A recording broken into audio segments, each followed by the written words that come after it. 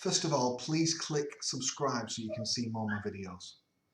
I've been highly critical of Starmer, and in my honest opinion, rightly so, because every single day now we're seeing him bring Labour further to the centre-right, basically. His initial few weeks as leader of the opposition, in my view, have been nothing short of a disaster. Both at a time when the country categorically needs a strong, powerful opposition that can hold the Tories to account during their, what I would call, atrocious handling of this pandemic. And yet we see a somewhat servile and timid leader of the opposition who has, in many regards, praised the government and held back and not really took them to court over their handling of this crisis, where they've made many massive mistakes. And yet Starmer has not, to a significant degree, held the government to account. But he's bringing us further and further to the right for many different reasons. His advisors, as I've discussed in other videos, are of the Blairite centre-right flavour. He's now installed Paul Ovenden as Deputy Communications Director and Ben Nunn as the Comms Director. Ovenden used to write for The Spectator. He resigned under Jeremy Corbyn, I believe in 2017. He's been critical of Corbyn's leadership and what Labour was like under Corbyn. He's worked for massive global PR firms. He's written for The Times and The Spectator. Just go and look at some of his writings. Take a look at the article he wrote after Labour lost in 2019. Bearing in mind he's worked for Labour over many years in various press roles, etc. In 2019, it's widely understood that Labour lost principally because of its Brexit position. It altered its Brexit position from one of supporting Brexit to one of supporting a second referendum and Remain, essentially. And so it lost millions of working class votes who switched, unfortunately, to the Tories and the Brexit Party. And places that were traditionally Labour heartlands turned blue, some for the first time in 100 years.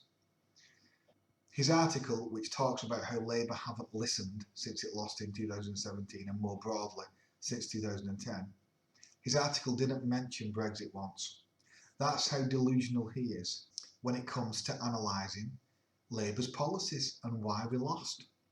I mean, to write that and to not have the self-awareness to see why we lost should completely disqualify him from ever having a senior communications role. And yet now he's the Deputy Comms Director. He's in the Westminster bubble. He's of the Blairite centre-right wing. They're Remainers. They're about as socialist as Andrew Adonis. They're not in touch with the issues affecting working class people's lives. And the actual communications director, Ben Nunn, who was Starmer's special advisor, and he was a lobbyist for private healthcare companies who were major drivers in the privatisation of the NHS, which is what Labour is opposed to. And yet he worked, it is reported, for Incisive Health. Incisive Health was founded by Bill Morgan, who was a special advisor to Andrew Lansley, the previous disgraceful health secretary for the Tories. So this is who Starmer is surrounding himself with and who he's putting in senior positions. And of course, this is a total disgrace. They shouldn't be anywhere near those positions for the reasons outlined. And as I've mentioned in other videos, Starmer's other political appointments in the shadow cabinet are of the centre-right faction, Blairite faction, such as now Bridget Phillipson is now the shadow secretary to the Treasury.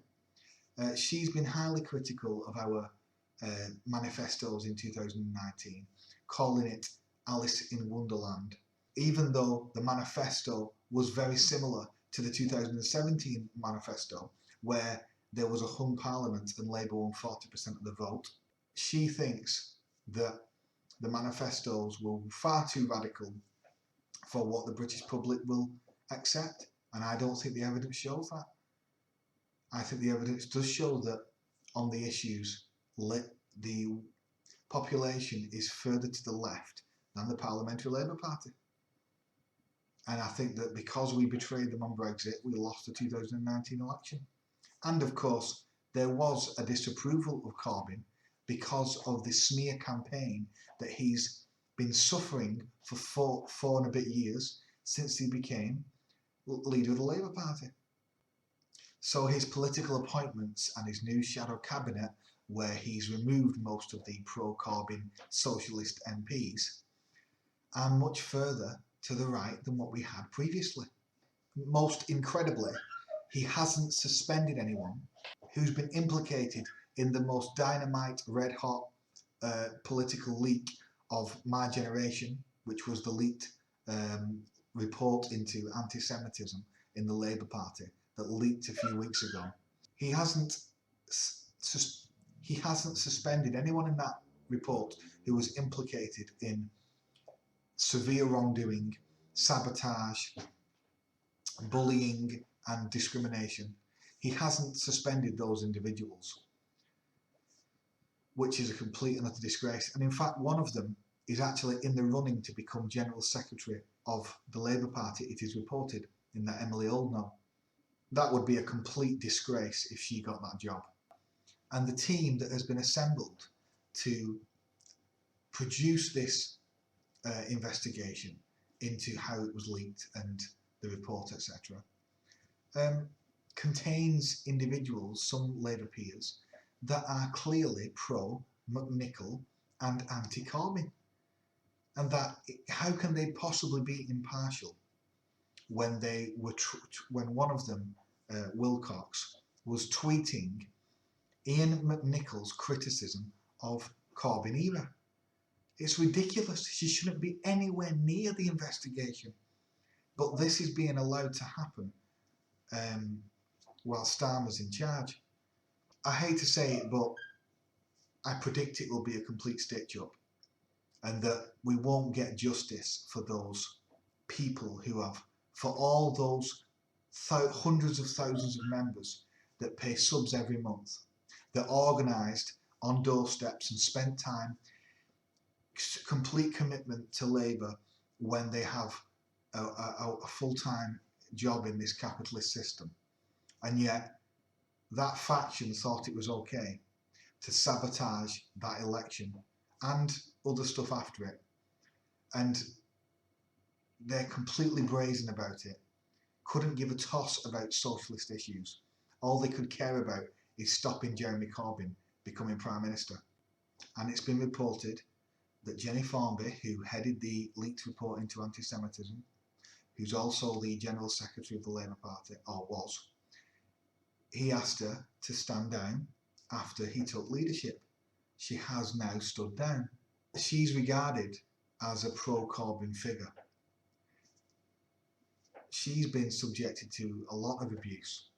Well, she's gone now.